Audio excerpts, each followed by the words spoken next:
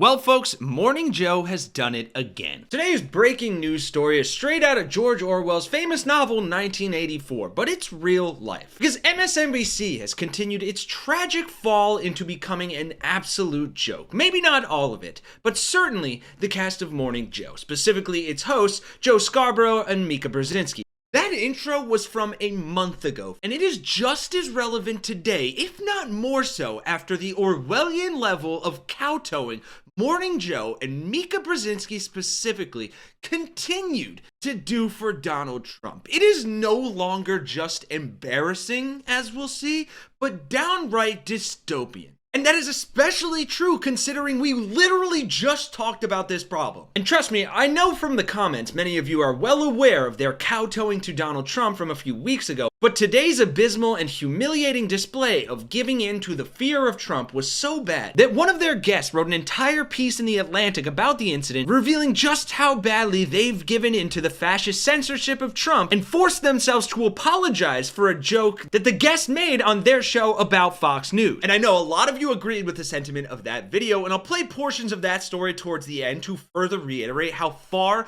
these fascist sympathizers have fallen. So if you appreciate these hard looks at the mainstream media and calling them out for their cowardice, please smash that like button, and if you're not already, consider subscribing to the Really American channel. Both great free ways to support what we do here. Today's debacle all starts with this segment that I'll play a part of for you now, in which NYU stern business professor Scott Galloway discusses the influence billionaires are having on Donald Trump that I guarantee you will see no problem with. But according to Mika, you, dumb audience viewer who doth not have the correct worldview, would be ever so wrong. So then, holier than thou Mother Mary Mika will come in afterwards to dumbfound you with a dystopian disclaimer that will make you stand up from your chair either in anger or disbelief. And this clip is a bit long, but this man, Scott Galloway, absolutely cooks here. I'm gonna let it run for a while, and you see if you can figure out what he says here that has Mika get her panties in such a bunch. And I promise you, you're probably wrong. The Achilles heel is that 99%, the bottom 99% who are getting screwed, don't mind these policies because they believe at some point they're going to be in that 1%. But where are we? We're in a country that's had unprecedented prosperity, but similar to the way William Gibson described the future, it has not been evenly distributed.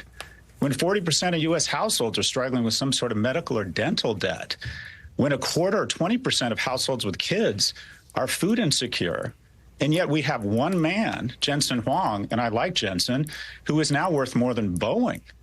I mean, something is wrong here. And just let me go to the psychology of happiness. I think a lot about happiness because I struggle with it, Joe. You effectively, once you get above a certain level of wealth, you get no incremental happiness.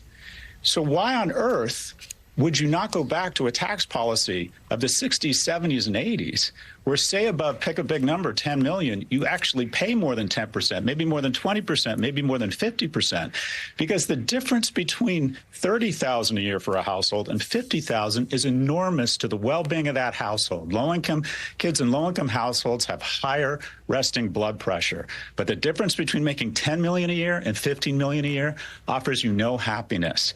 But these individuals have weaponized government, and we risk revolution, whether it's CEOs being murdered in the street, whether it's a Me Too movement that had righteous components of it, or Black Lives Matter. What are these movements? They are targeting the wealthy.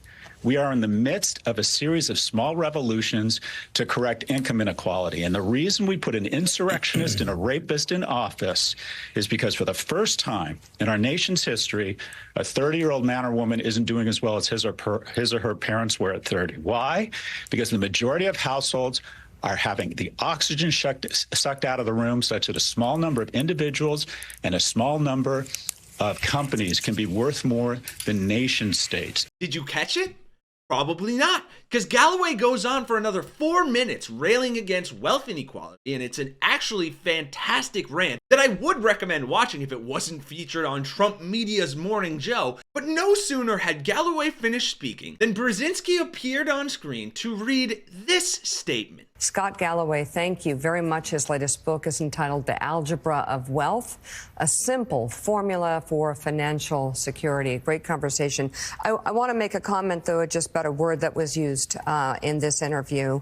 Donald Trump was tried civilly and was found liable of sexual abuse, not rape.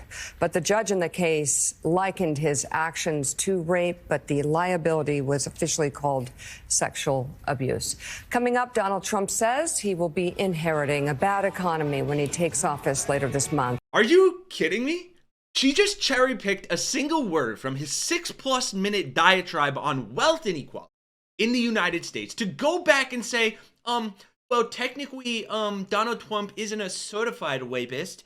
He didn't get his rapist card from Rapist Anonymous, so you can't say that. And look, not only is this disgusting and not the first time they've pulled this crap, but their reasoning, their argument for doing this is more fragile than Trump's ego. Apparently, Brzezinski's disclaimer comes on the heels of a highly controversial $15 million settlement made by ABC after being sued by the president-elect for similar comments made by host George Stephanopoulos. But even that suit was called chilling by ABC News employees who were reportedly furious themselves and fuming over the fact that the network surrendered and settled that defamation suit with Donald Trump. And this is the media landscape we're fighting against here. Sycophantically surrendering to the whim of this dementia-ridden dictatorial criminal con man baby. And I shouldn't have to remind you of what happened a month ago, but to drive the point home, let's just roll back the tape. David, I'll start with you on this. What's your sense of where the Hegseth pick is headed here?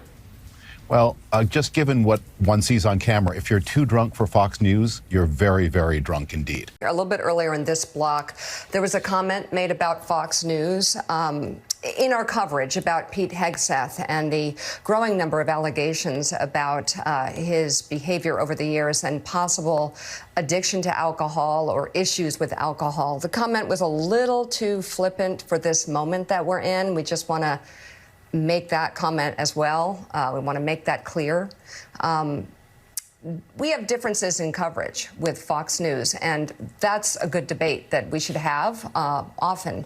But right now, I just want to say there's a lot of good people that work at Fox News who care about Pete Hegseth, and we'll want to leave it at that. Folks, this is not a bug. This is a feature of the mainstream media landscape we have been forced to deal with for years now, and it will only get worse from here.